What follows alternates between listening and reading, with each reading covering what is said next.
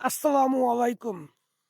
প্রিয় বন্ধুগণ, প্রিয় মুসলিমগণ, আপনাদেরকে একটি কথা উদ্দেশ্য করে বলতে চাই। আপনারা ইসরায়েলের পণ্য কিনবেন না। এবং অনেককে দেখি Coca Cola, Pepsi, Seven Up নিজের টাকা দিয়ে কিনে ভিডিও বানিয়ে সেগুলোকে আবার ঢেলে মাটিতে ফেলে দেয়। এতে কার উপকার? এতে ইসরায়েলের উপকার। আপনাদের সবচাইতে অতি উত্তম কাজ হচ্ছে, যেই দোকানদাররা ইসরায়েলি পণ্য কিনবে, আমেরিকান পণ্য কিনবে, এই ধরনের দোকানদারকে আমরা মুসলিমের শত্রু হিসেবে গণ্য করব।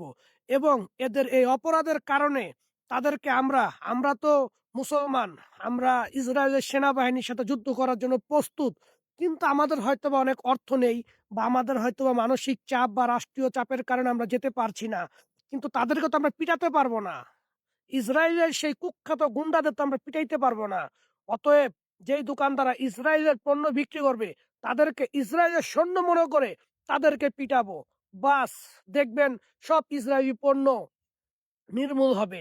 আমার কথাটা বিশ্বাস না হলে একবার আপনারা সংঘবদ্ধ দল মিলে একটি পেপার তৈরি করেন, এবং যেই দোকানদার বিক্রি করবে তাকে প্রথমে সতর্কতা বানিয়ে দিন।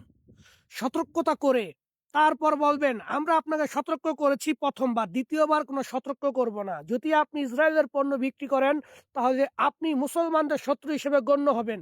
আর মুসলমানদের শত্রু হলে গণ্য হলে আপনি আমাদের এখানে হয় আপনি থাকবেন, আর নয় আমরা থাকবো। এতেই দেখবেন সব ঠিক হয়ে যাবে। আর আপনারা আমার জন্য দোয়া করবেন।